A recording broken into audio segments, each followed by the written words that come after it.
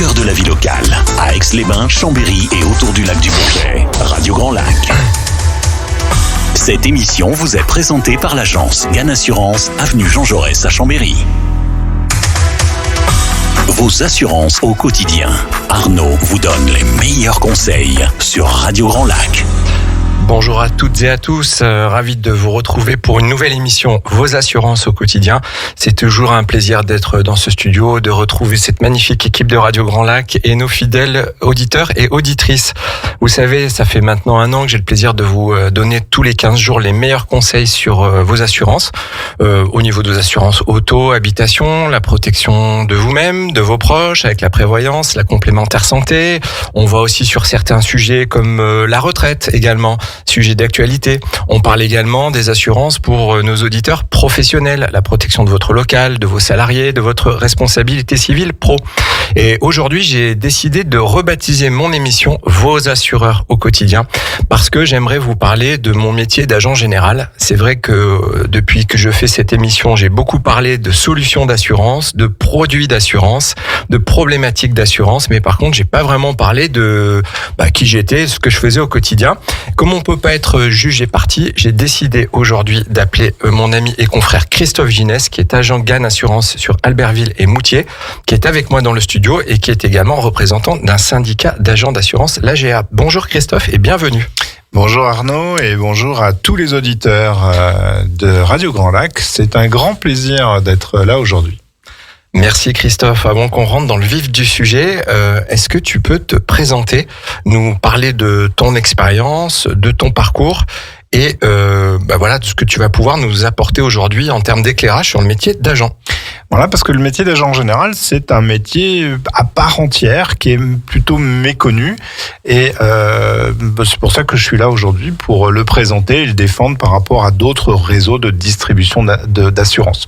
Donc moi, je m'appelle Christophe Ginès, ça fait maintenant 25 ans que je suis dans l'assurance et plus d'une quinzaine d'années en tant qu'agent général d'assurance. D'accord.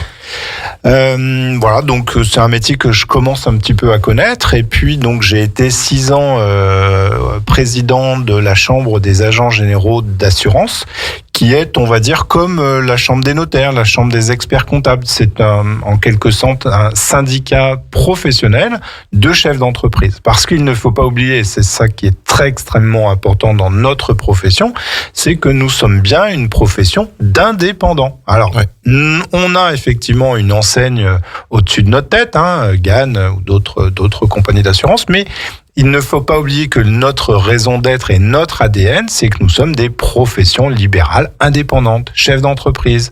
Voilà, c'est nous qui gérons nos collaboratrices, nos locaux, etc. Notre relation avec les clients, c'est vraiment la spécificité.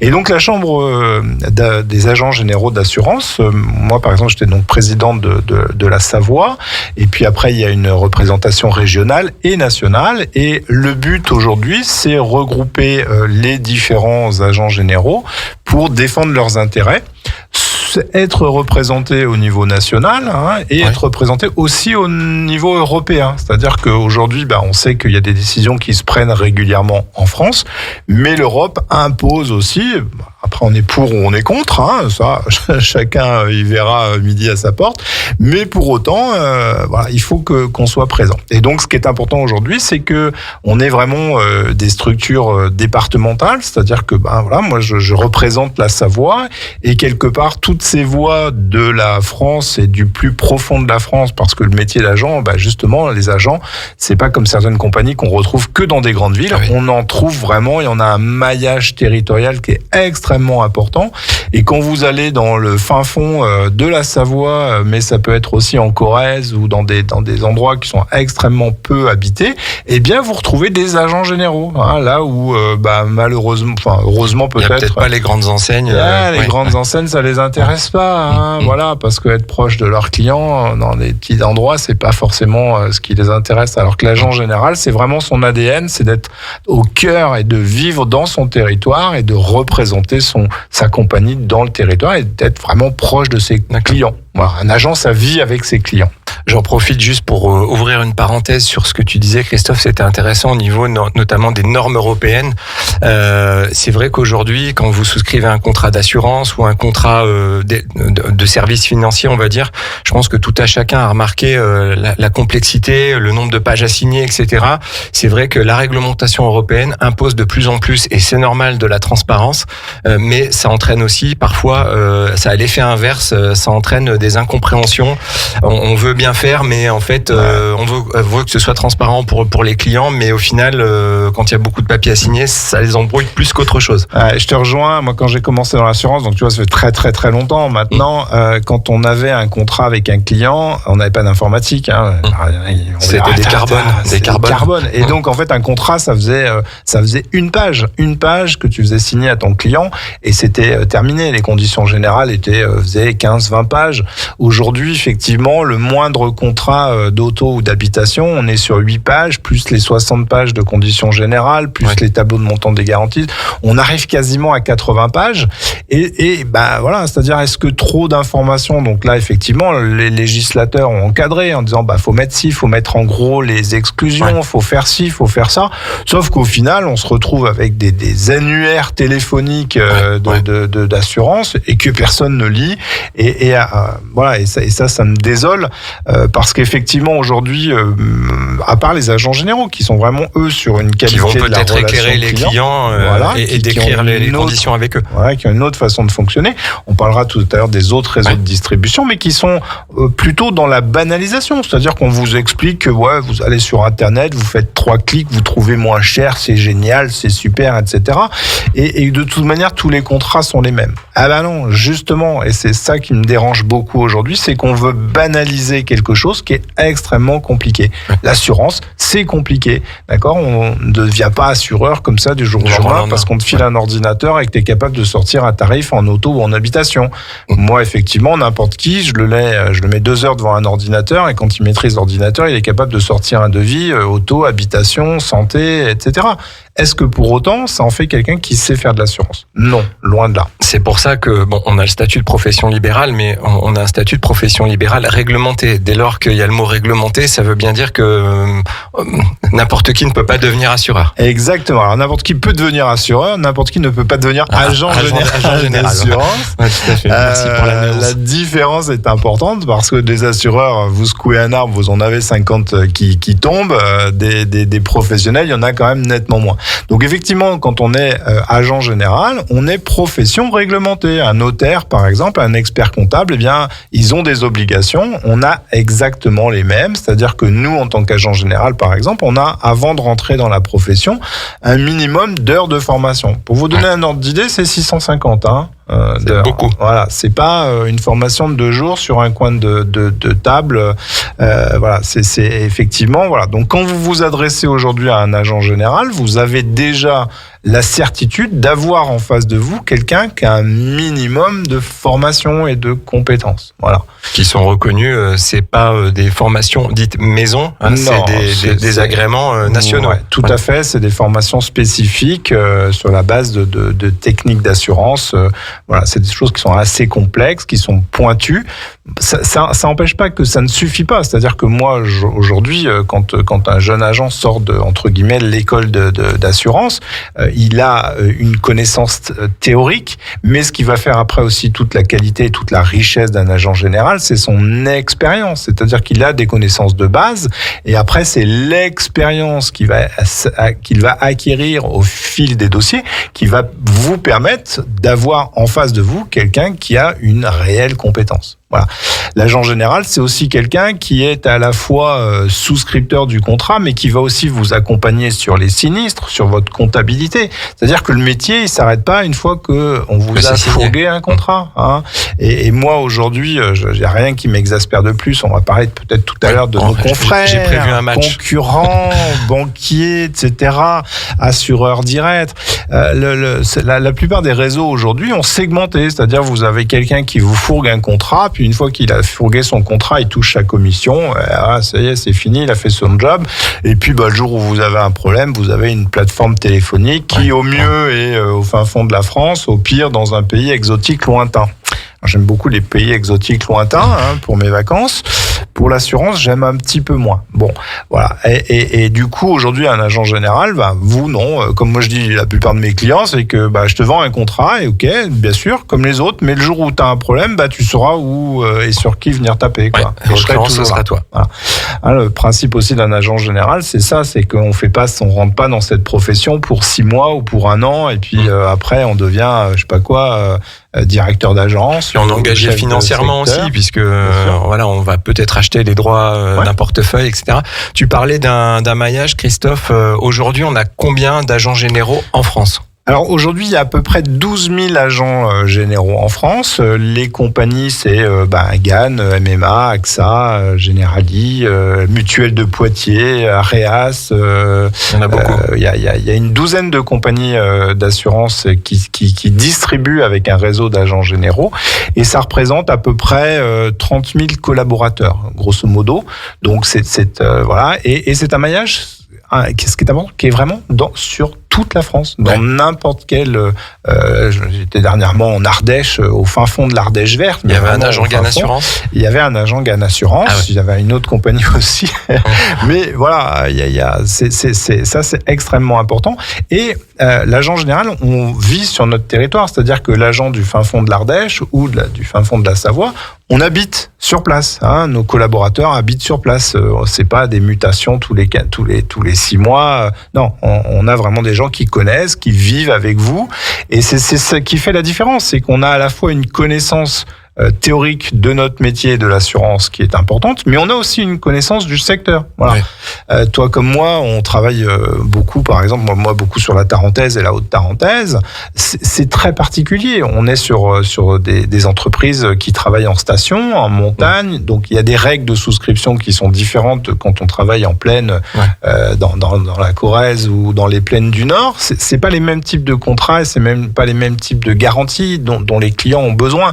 Et ça, aujourd'hui, vu de Paris, la France, elle est plate, quoi. Alors qu'il y a des spécificités assurantielles. Et donc, ça, c'est la richesse de l'agent général, c'est de connaître et de vivre dans son territoire, de faire vivre ses collaborateurs. Voilà. Quand vous souscrivez un contrat sur Internet ou dans une banque, en quelque sorte, vous faites bosser au mieux des Parisiens, etc. Donc, à un moment, il faut aussi se poser la question. Moi, je suis très acteur local et je suis très partisan de l'investissement local. C'est-à-dire que quand je dépense 1 euro, j'essaye de faire en sorte que cet euro-là soit réinjecté dans mon territoire. Mon territoire, c'est mon département, c'est ma région, c'est effectivement la France. Avant, effectivement, plutôt que de mettre cet euro-là au fin fond de la Chine ou de l'Afrique. Parce que j'estime qu'à un moment, c'est ce qui nous permet tous de vivre et c'est une économie durable. Et donc, les agents généraux, quand vous faites travailler un agent général, vous participez à faire travailler ce réseau local et quelque part c'est bénéfique pour tout le monde. C'est bénéfique pour tout le monde, on parle même actuellement beaucoup, on utilise le terme d'économie circulaire et c'est vrai ce que tu dis puisque nous on est un agent de proximité, nos clients habitent près de l'agence, nos collaborateurs en général habitent pas très loin de l'agence. C'est ça. Quand il y a un sinistre, on va faire travailler nos clients et on va faire travailler peut-être un garage automobile voisin, un électricien client ou pas mais voisin. Donc oui, j'aime bien cette approche d'économie locale et circulaire. Ce que je vous propose, on va faire une pause musicale. Je sais pas ce qu'on a d'ailleurs Jean-Pierre aujourd'hui au programme pendant la pause. On va se laisser porter. On va se laisser porter et on reviendra à l'antenne et j'ai prévu quelques questions un peu piquantes. On va faire des matchs. Qui choisir aujourd'hui ? Agent ou courtier, agent ou banquier, agent ou employé de compagnie. La radio locale, pour vous, c'est Radio Grand Lac. Cette émission vous est présentée par l'agence GAN Assurance, avenue Jean Jaurès à Chambéry. Vos assurances au quotidien. Arnaud vous donne les meilleurs conseils sur Radio Grand Lac. Nous sommes de retour à l'antenne pour une émission qui s'appelle aujourd'hui Votre assureur au quotidien. Je suis accompagné de Christophe Ginès, agent général GAN Assurance à Albertville et Moutier et qui est également représentant du syndicat d'assureurs AGA. On est en année olympique, 2024. Je te propose un petit match littéraire, Christophe. Je vais te proposer des petits combats. Voilà. Dans l'octogone, on a premier combat, agent d'assurance contre un courtier. Quelles sont les principales différences entre un agent général et un courtier en assurance? Pourquoi? Et pourquoi on devrait travailler plutôt avec un agent qu'un courtier? La parole est à toi. Alors, je dirais aujourd'hui les agents et les courtiers, les deux professionnels qui se rapprochent le plus. Les deux sont effectivement profession libérale. La grande différence aujourd'hui, c'est qu'un agent général a un mandat d'exclusivité avec sa compagnie, donc il engage sa compagnie, il la représente. Un courtier n'a pas de mandat avec la compagnie. Il choisit ses contrats, il choisit les compagnies avec lesquelles il travaille et il propose ses différentes compagnies. Donc la relation est pas tout à fait la même. C'est un petit peu, je dirais, voilà, moi je suis agent, je suis vraiment marié avec ma compagnie GAN Assurance. Quand je travaille comme courtier, je suis pas marié avec la compagnie d'assurance, donc j'ai pas tout à fait c'est un peu comme avec une maîtresse. On a un petit peu moins de relations de proximité qu'avec son épouse. Voilà, même si des fois c'est compliqué avec son épouse. Bon, ces propos n'engagent que toi, bien sûr. Juste peut-être au niveau production de contrat, tu vas nous expliquer la différence, peut-être en termes de gestion aussi, la gestion d'un sinistre, parce que finalement les clients nous payent pour bien gérer un sinistre le jour où celui-ci il arrive. Qu'est-ce que tu peux nous dire? Il faut pas oublier que c'est effectivement ça. Le métier d'assurance, c'est pas de vous vendre un contrat, c'est surtout de gérer vos sinistres derrière. Et pour ça, il faut que le contrat soit bien fait. Donc l'agent général, il a une relation directe avec sa compagnie, c'est-à-dire qu'on pèse parce qu'on a un portefeuille, on a une relation tous les jours avec cette compagnie d'assurance, cette mandante, et donc on a quand même généralement du poids. Un courtier, alors après c'est pareil, dans les courtiers, il y a des petits courtiers, des moyens courtiers, il y a des gros courtiers, ils n'ont pas les mêmes délégations, il y a des courtiers aujourd'hui qui pèsent plus que des agents. Voilà, c'est un peu plus nébuleux en termes de marché et de profession, parce que dans les courtiers, qui sont à peu près 40 000, il y a à peu près 40 000 courtiers aujourd'hui en France, on trouve le meilleur comme le pire. Voilà. Mais ce qui fait vraiment la grosse différence entre l'agent et le courtier, c'est quand même le statut. Il y a l'agent, il engage sa compagnie, le courtier n'engage jamais la compagnie. D'accord. Et donc du coup, il n'a pas non plus souvent, il n'a pas de pouvoir de règlement sur les sinistres, il n'a pas de pouvoir d'indemnisation, il n'a pas de pouvoir d'encaissement. Donc voilà, il a quand même une relation qui est pas tout à fait la même. D'accord. Merci. Fin du premier round. Dans l'octogone, sur le ring, on va faire monter maintenant l'agent général et le banquier. Comment la relation et les offres diffèrent entre un agent général et un banquier? On parle souvent que le banquier il impose ses assurances quand le client demande un prêt immobilier. Aujourd'hui, ils font moins de prêts immobiliers. C'est vrai que nous, en agence, on voit moins de concurrence bancaire. Qu'est-ce que tu peux nous dire aujourd'hui sur ces fameux banquiers assureurs? Alors là, je dirais qu'aujourd'hui, c'est mon épine dans le pied, le banquier.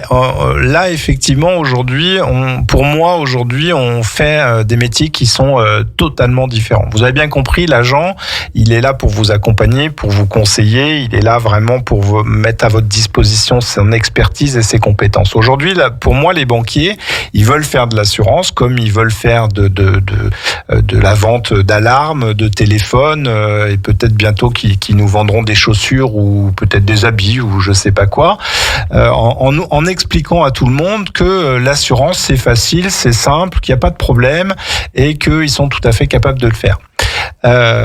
Et moi, ce qui me dérange aujourd'hui, c'est que un assureur, effectivement, il doit maîtriser ses contrats, etc. Un banquier aujourd'hui, ils ont, comme beaucoup, des problèmes de personnel, d'accord. Donc, ça veut dire qu'aujourd'hui, déjà dans leurs agences, ils ont des collaborateurs qui sont formés, pour moi, souvent, je dis pas tous, mais globalement, pour la banque, à la va-vite, déjà sur la banque, sur lequel ils ont parfois déjà un peu de mal à gérer. Et alors après, on leur fourre aussi l'assurance, le téléphone, etc. Voilà, et on leur dit, voilà, faut que tu vende des contrats. Et donc aujourd'hui, moi, ce qui me dérange, c'est qu'on a globalement effectivement des gens qui sont capables de vendre un contrat. Mais vendre un contrat, c'est pas faire de l'assurance. D'accord ? Voilà. Donc, ça c'est le premier point qui me dérange. Et puis, on parlait tout à l'heure de plateforme téléphonique. Voilà, c'est-à-dire qu'aujourd'hui, vous avez votre conseiller bancaire qui est au demeurant, qui peut être fort charmant, sympathique, qui pas sent de problème, qui est agréable à regarder. Moi, j'ai dans ma banque, elle est très, très agréable. Et sauf que effectivement, une fois qu'elle vous a vendu le contrat, dans 6 mois déjà, il y a peu de probabilité qu'elle soit là parce qu'elle aura certainement été mutée. Si elle est assez douée, il ou elle va être mutée. Et puis, si vous avez un sinistre ou un problème de règlement, on est sur plateforme, n'importe quoi, ça part. C'est-à-dire que c'est pas la personne qui vous a vendu le contrat. Et là, il y a une dichotomie avec ce qui va se passer parce que la personne que vous allez avoir et qui va gérer votre sinistre, elle va vous dire, mais monsieur, vous avez pas vu que dans votre contrat d'habitation, il manque 1 pièce, 2 pièces. Non, vous avez pas la garantie, vous avez pas ci, etc. Bon, moi aujourd'hui, quand je vends à un client un contrat d'habitation, je lui explique tout ça. Et puis le jour où il a un sinistre, il va revenir me voir et je vais pas lui dire, mais attends, vous m'avez pas dit que ou que ci, que ça. Voilà. Et je pense qu'aujourd'hui, globalement, pourquoi est-ce que l'assureur est aussi vu avec ce regard un petit peu négatif? Eh bien, parce que malheureusement, on a effectivement beaucoup de gens qui ne sont pas des assureurs, qui sont des vendeurs de contrats d'assurance.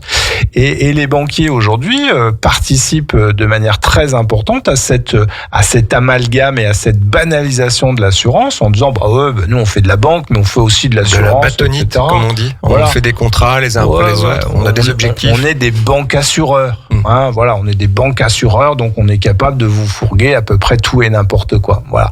Donc ça c'est vraiment ce côté de compétence qui me dérange beaucoup. Et puis l'autre côté qui me dérange beaucoup et énormément, c'est le côté chantage. Voilà, c'est-à-dire qu'aujourd'hui, moi, je suis quelqu'un qui estime qu'on doit être libre et que voilà, on vit dans une démocratie, c'est fabuleux. Et donc, je trouve totalement inacceptable qu'on puisse m'imposer des choses. Et aujourd'hui, effectivement, le gros fonctionnement d'un banquier, c'est de vous dire viens chez moi et puis au mieux, je t'assure, tu fais ton crédit voiture, mais par contre, tu t'assures chez moi. Voilà. Je te fais un petit taux un peu moins important sur ton taux l'assurance, de crédit, ça vient chez moi. etc. Mais par contre, tu mets l'assurance. Voilà. Je vais y aller de ma petite anecdote, Christophe. Il y a quelques temps, j'ai fait économiser plusieurs dizaines de milliers d'euros à des clients qui venaient donc d'une banque et qui voulaient renégocier leur assurance emprunteur. Vous savez, depuis quelques temps, avec la loi Lemoine, c'est assez facilité.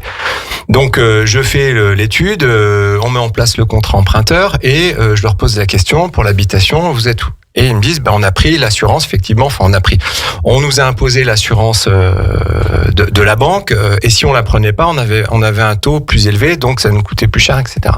Donc je fais la reprise de l'emprunteur, je fais le projet de l'assurance habitation. Là, j'y vais avec mon questionnaire approfondi, et le monsieur me parle, le client, d'économie d'énergie, etc. Puis il en vient à parler de panneaux photovoltaïques. Bon, je la fais courte, comme on dit, il y a 30 mètres carrés de panneaux photovoltaïque sur le toit. Il n'était pas garanti au contrat de la banque. Alors oui, je vais être plus cher, mais tout le monde sait que les panneaux photovoltaïques, ça coûte extrêmement cher. Dans un projet aussi, ça peut avoir une importance puisqu'on peut aussi, on produit, mais on peut aussi revendre. Voilà, c'est pas n'importe quel budget les panneaux photovoltaïques. Mais effectivement, en allant par le prisme du chantage ou du prix, finalement, je me retrouvais avec des clients qui n'étaient pas assurés pour des choses qui coûtaient très très cher. Voilà, ça c'est un exemple. Des anecdotes comme ça, je dirais qu'en 25 ans, on pourrait faire un bouquin. Des dizaines et des dizaines. Et je vais vous refaire une autre anecdote. J'interviens régulièrement sur une autre radio locale. Et on avait fait une émission spécifique sur justement les problématiques d'assurance. Donc les auditeurs appelaient en disant moi j'ai tel problème. Et puis on essayait de démêler un petit peu leurs problèmes en direct sur la radio. On a eu à peu près 20-25 appels. Donc là, chaque fois, c'était des dossiers de gens qui étaient embêtés avec leur assureur, qui avaient un problème, qui n'arrivaient pas à les joindre, les sinistres se passaient mal, etc. C'est pas compliqué. Sur les 25 dossiers, il y avait un dossier d'agent général. Oui, clairement, il y en avait un. Et les 24 autres, on était à peu près à moitié entre des assureurs, des banques assureurs, et l'autre moitié sur des assureurs directs. Voilà. Et en fait, quand on regarde un petit peu, c'est sûr que quand on est sur un risque tout à fait standard, j'ai un appartement au 3e étage avec 2 chambres, grosso modo ça va. C'est sûr qu'il y a assez peu d'écart entre un agent général et puis une banque en termes de contrat. Ça, c'est clair. Mais dès qu'on est sur quelque chose un tout petit peu plus compliqué, parce que j'ai mis une véranda sur mon balcon, ou parce que j'ai un jacuzzi, ou parce que j'ai une tondeuse, ou des panneaux photovoltaïques, ben là, effectivement, on s'aperçoit qu'il y a des écarts qui sont très importants. Et le problème aujourd'hui, c'est qu'on a comme on n'est pas la plupart aujourd'hui de ces banquiers ou assureurs directs, n'ont pas de capacité à expliquer les contrats. Ils n'ont pas de capacité à expliquer les différences. Donc, quel est le dernier argument? Le prix. Donc, à un moment, bonjour monsieur, je suis moins cher, viens chez moi. Ouais, ok, mais ça veut dire quoi ça?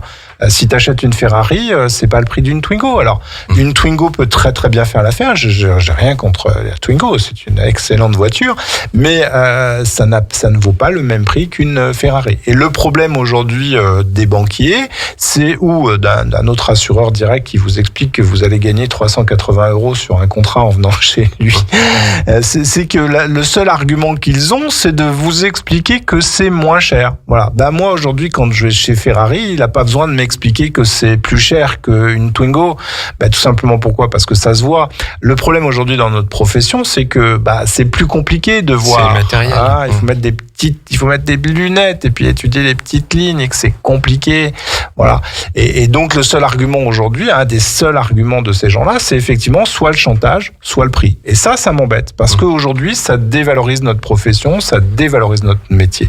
J'ai commencé en disant que notre métier était un métier qui était compliqué. Oui, c'est compliqué. Pourquoi c'est compliqué? Parce que notre métier, c'est du droit. D'accord? La responsabilité civile, c'est le code civil et tout le reste, après, c'est du contrat. Donc, c'est compliqué. Donc, on peut pas dire aux gens, c'est pas compliqué, viens chez moi parce que tu vas gagner des sous. C'est pas la question. Parce que le jour où ça brûle, ou le jour où c'est un dégât des eaux, ou le jour où les panneaux photovoltaïques sont par terre, si on n'a pas la garantie, vous avez peut-être gagné 50 € sur votre contrat. Donc, sauf que ça va vous en coûter 5 000, 50 000 ou 500 000.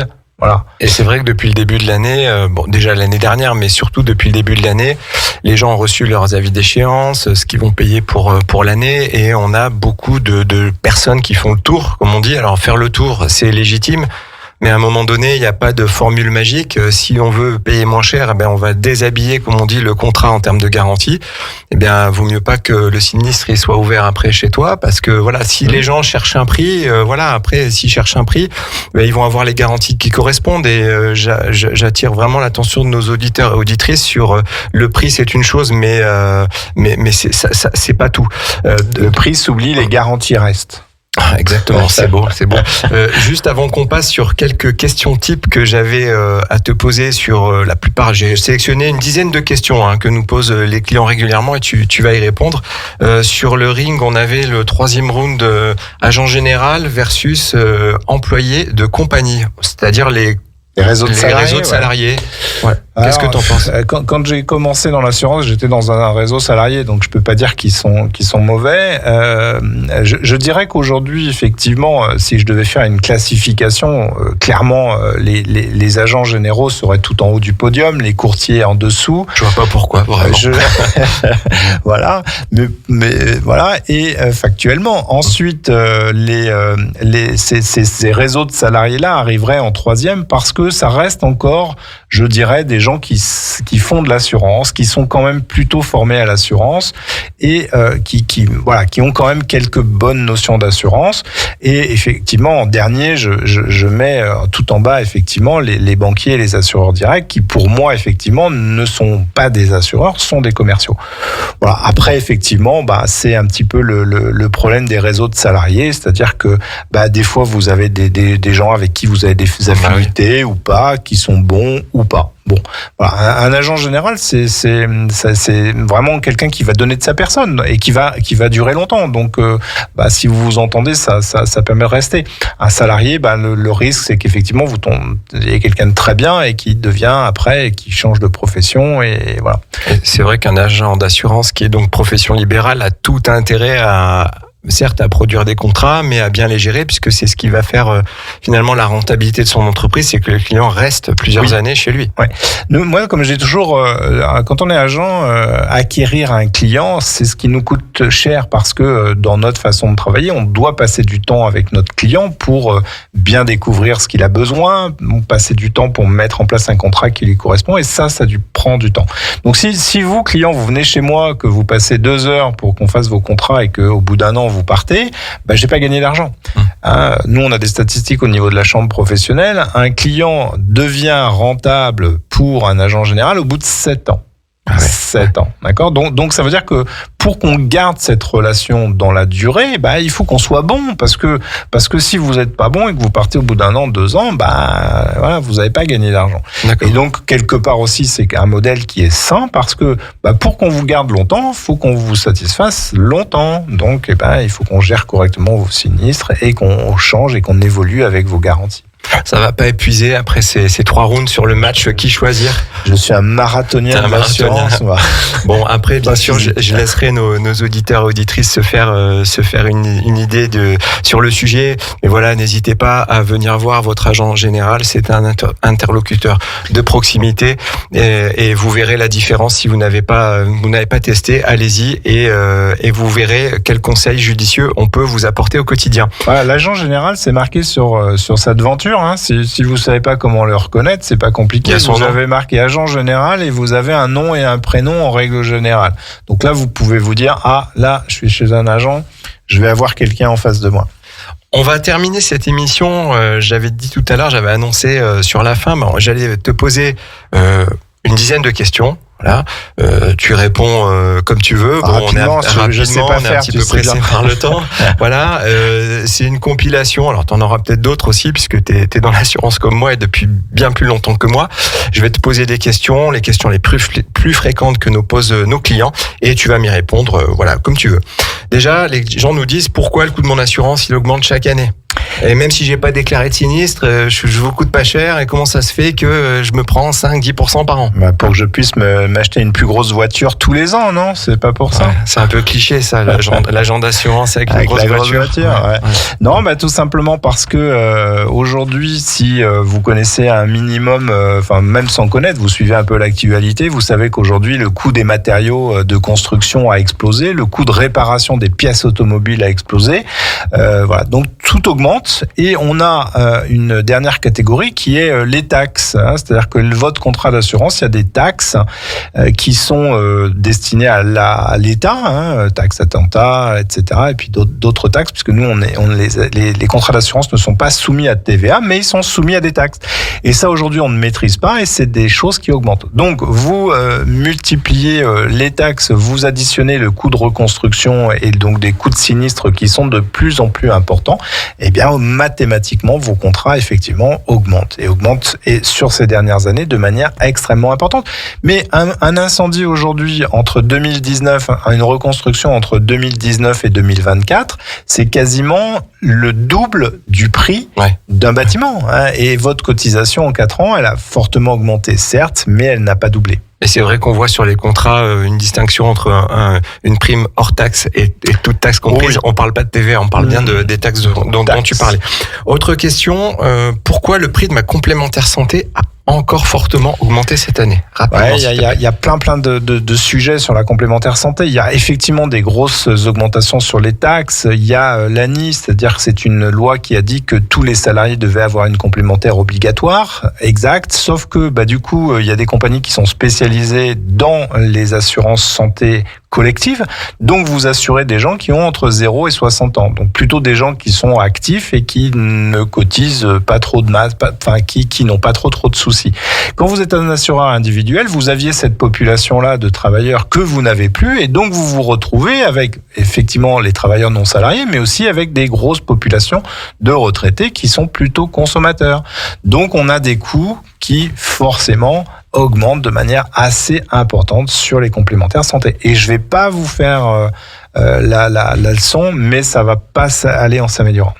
Merci. Autre question, pourquoi je peux être résilié de ma compagnie d'assurance alors que je n'ai eu que des sinistres non responsables? Eh bien, c'est de l'économie pure. C'est-à-dire qu'aujourd'hui, un sinistre responsable ou pas responsable, c'est plutôt est-ce qu'il coûte de l'argent ou pas à ma compagnie d'assurance. Un vol, je suis pas responsable comme cambriole, pour autant, ça coûte de l'argent à la compagnie. Et donc, la compagnie, statistiquement, dit, on va éviter les clients qui ont beaucoup de problèmes. Et donc, effectivement, vous pouvez ne pas être responsable et vous faire résilier. Ok.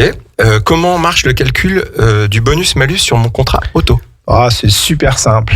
Personne n'y comprend rien, mais c'est super simple. Le challenge, c'est de nous dire les choses simplement. Tu as 30 secondes. Alors, en gros, on part de 100, on descend jusqu'à 50, et tous les ans, on enlève 5%. Mais c'est pas moins 5%, ça serait trop simple, c'est fois moins 5%. Ce qui fait que pour partir d'un bonus 100 à un bonus 50, il vous faut 13 ans. Et quand vous avez un accident responsable, vous prenez fois 1,25. Vous prenez une majoration de 5 ans pour faire un petit peu plus simple. Voilà. D'accord. J'espère que c'est clair pour tout le monde. Comment la franchise est-elle déterminée dans mon contrat d'assurance? Alors les franchises, il y en a plein. Il y a des franchises par exemple obligatoires, la franchise catastrophe naturelle, ça c'est quelque chose qui est décrété par l'État. Et puis après des franchises, c'est en fonction du contrat. Donc vous avez des contrats sans franchise, des contrats avec des franchises fixes, des franchises variables. On est sur du pur contractuel, donc c'est une discussion avec votre assureur et vous. Ok, merci Christophe. Autre question, mon pare-brise est cassé. Je fais appel à un réseau de pare-brisiers, à un garage local. On constate des abus des deux côtés. Est-ce que je dois aller chez le pare-brisier qui va m'offrir une Switch ou une trottinette en échange? C'est quoi une Switch? C'est une console de jeu. Ah, ok. Ouais. Et du coup, c'est pas moi qui va attirer là-dessus pour avoir une Switch. Alors, il y a un gros problème aujourd'hui en France avec les pare-brisiers. C'est-à-dire qu'à un moment, il y avait plus de déclarations de sinistres qu'il ne se fabriquait de pare-brise en France, ce qui est quand même un peu paradoxal. Mais voilà, il y a beaucoup effectivement de faux sinistres, de fausses déclarations, etc., sans rentrer dans les détails et sans donner des indications pour inciter nos auditeurs à frauder. Donc aujourd'hui, les compagnies sont en train de mettre le nez là-dedans et sont en train de mettre en place des systèmes très durs pour éviter effectivement la fraude. Donc là encore, c'est une question d'intelligence, c'est-à-dire qu'à un moment, si votre cotisation elle augmente, c'est aussi parce que il y a des gens qui abusent et qui font payer dans un pare-brise 2 000 € là où il en vaut 1 500. Donc on est tous responsables. N'oublions pas que l'assurance, c'est une mutualisation du risque. Donc on est tous responsables de ces cotisations. Si j'abuse, si je déclare des sinistres qui n'ont pas d'intérêt ou qui sont surfacturés, à un moment, ça se retrouve sur ma cotisation. Absolument. Autre question, merci Christophe. Si je rencontre des difficultés financières temporaires, est-ce que je peux demander à mon assureur de différer mes paiements sans annuler mon contrat? Bien sûr. Alors c'est là où aussi vous avez, quand vous avez un agent général, vous avez quelqu'un en face de vous, c'est-à-dire qu'il a possibilité de vous trouver des solutions. Donc temporairement, peut-être baisser vos garanties, mais pas vous dire viens chez moi, c'est moins cher, d'accord? C'est peut-être vous expliquer que vous payez 300 € pour votre habitation, temporairement, on va peut-être descendre à 200. On va garder les garanties principales, mais ça va vous donner un petit peu d'oxygène. On va rediscuter sur le calendrier des prélèvements. C'est ça un agent. C'est pas juste là pour vous dire c'est beau, c'est pas beau. C'est vraiment pour vous accompagner au quotidien. Et comme cet agent général, il dure longtemps, il vous connaît. Et donc, il sait que quand vous avez des difficultés, il va vous aider. Il peut vous aider. Ou quand vous êtes résilié. Voilà, c'est quelqu'un qui va vous accompagner dans les bons comme dans les mauvais moments. Merci Christophe. Autre question, on va bientôt se diriger vers la fin de l'émission. J'ai une activité indépendante ou une petite activité en parallèle. Aujourd'hui, on parle, comme on dit, de side business, une activité en parallèle de mon travail. Est-ce que je dois souscrire à une responsabilité civile professionnelle? Alors, c'est comme tout, il y a des professions qui sont réglementées. L'agent général d'assurance est une profession réglementée, comme l'expert comptable, avec une obligation d'assurance. Vous avez tous les métiers du bâtiment, qu'on fasse 5 000 € de chiffre d'affaires ou 50 millions d'euros, c'est-à-dire tous les métiers qui sont soumis à l'assurance décennale, qu'on soit peintre ou qu'on soit maçon, on a une obligation d'assurance. Qu'on fasse 5 000 €, qu'on soit auto-entrepreneur, SARL, on a une obligation d'assurance. Donc tous ces métiers-là, oui. Toutes les professions après non réglementées, je vais casser un tabou, mais il n'y a pas d'obligation d'assurance. On n'est pas obligé d'être assuré pour avoir son entreprise de nettoyage. Bon, Sauf que, qui dit que je ne suis pas assuré, j'ai quand même une obligation d'indemniser ma victime. Ça veut dire que si, ou mon salarié, ça veut dire que si j'ai mon entreprise de nettoyage qui n'est pas assurée et que je pousse quelqu'un dans les escaliers qui est invalide et que ça me coûte 3-4 millions d'euros, je vais devoir payer ça de ma poche. Sur mes deniers. Sur mes deniers personnels. Voilà. Donc effectivement, ce n'est pas parce que ce n'est pas obligatoire que ce n'est pas très fortement conseillé. Et oui, avant de lancer une activité professionnelle, qu'elle soit entre guillemets, comment tu dis, side, je sais pas quoi. Side business. Wow, c'est un business que j'ai à côté mais on est bilingue à Radio Grand Lac, tu sais. Ouais, moi je suis ringard à mort, quoi. J'ai encore mon papier et mon crayon pour prendre des notes. et donc, par rapport à ça, effectivement, un agent général est là pour vous accompagner. Parce que moi, il y a des gens qui viennent me voir et disent, je fais une activité, c'est pas très grave, c'est 5 000 euros de chiffre d'affaires. Ouais, qu'est-ce que tu fais? Je fais du nettoyage de sites amiantés. Ouais. Là, tu tombes de ta chaise et tu lui dis, mais monsieur, tu es déjà à 4 000 euros de cotisation avant d'avoir commencé. Pas possible, je fais 5 000 de chiffre. Voilà. Donc c'est pareil, quand vous avez un projet professionnel, allez voir votre agent général d'assurance. Il va vous accompagner sur votre RC professionnel, sur le dommage, sur votre santé, sur votre prévoyance, sur votre retraite. Je vois des auto-entrepreneurs, ils me disent, c'est super, je prends 20 euros de l'heure et avant, je t'ai payé 10. Et je dis, mais c'est pas possible, tu peux pas t'en sortir à 20 euros de l'heure parce que si tu calcules tes charges, qu'il faut quand même que tu cotises pour ta retraite, qu'il va falloir que tu changes ta bagnole, etc. Il y a un moment, c'est pas possible. Alors, on n'est pas là pour remplacer le boulot de l'expert comptable et de calculer un taux horaire pour travailler, etc. Mais on est déjà là pour vous présenter les charges globalement. Voilà, tu veux faire telle activité, est-ce que c'est faisable, pas faisable? Voilà des charges que tu vas avoir. Et puis après, ça te permet d'avancer, etc. Et voilà. Et l'agent général, c'est pas juste vous fourguer un contrat sur un bout de comptoir. C'est vous accompagner et gérer là-dessus et vous aider sur ces problématiques-là que vous allez rencontrer au quotidien. Et ça, on l'a en particulier, en tant que particulier avec son auto-habitation et aussi en tant que professionnel ou de semi-professionnel. Je sais pas comment tu dis. Là. Autre question étonnante. Avant de conclure, je suis propriétaire d'un appartement que j'occupe, que je loue. Félicitations. Suis-je obligé de l'assurer? Alors un appartement, oui, on est obligé puisqu'on est dans une copropriété et là, en tant que copropriétaire, il y a une obligation d'assurance. Alors, autre question. C'est des assurances obligatoires comme le locataire. J'ai une maison individuelle, je suis obligé de l'assurer, oui ou non? Non, pas du tout. Voilà. Si tu ne veux pas assurer ta maison, tu n'as pas d'obligation de l'assurer. Je pense qu'on a un scoop là. Mais voilà, tout le monde dit t'es obligé d'assurer ta maison. Non, par contre, si demain la maison brûle, il n'y aura pas d'aide sociale pour reconstruire la maison. C'est terrible. Et si effectivement votre tuile s'est envolée et a coupé la tête de votre voisin, c'est sur vos deniers personnels que vous devrez indemniser. Voilà.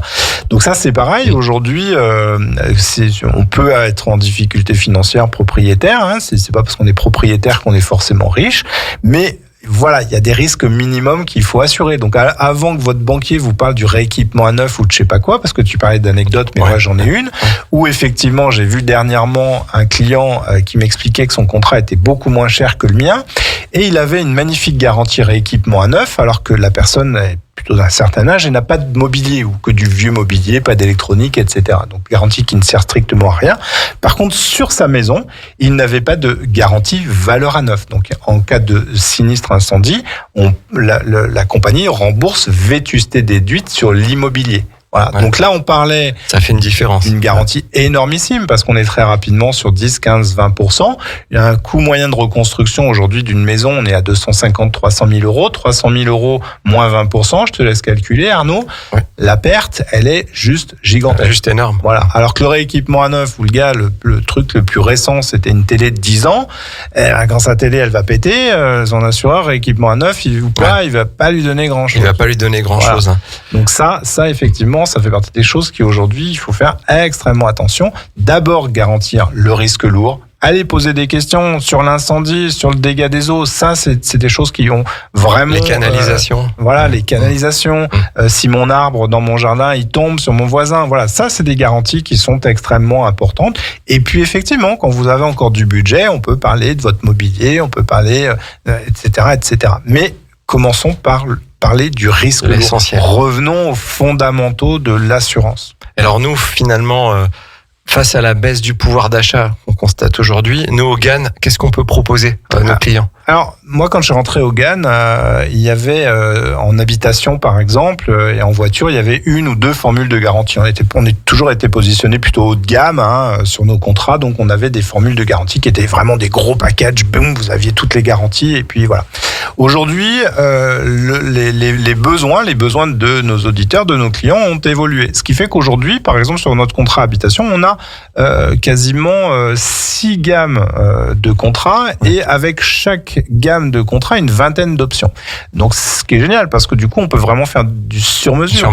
Ouais. Et on va effectivement vraiment adapter notre contrat aux clients. Et c'est pas l'inverse, d'accord ? Aujourd'hui, tu prenais tout à l'heure les banques. Quand ils ont 3 formules de garantie, t'es déjà sur une banque qui est à waouh, 3 formules de garantie, d'accord ? Nous, on en a 6 ou 7, plus toutes les options. Ouais, eux, ils n'ont pas tout ça. Voilà.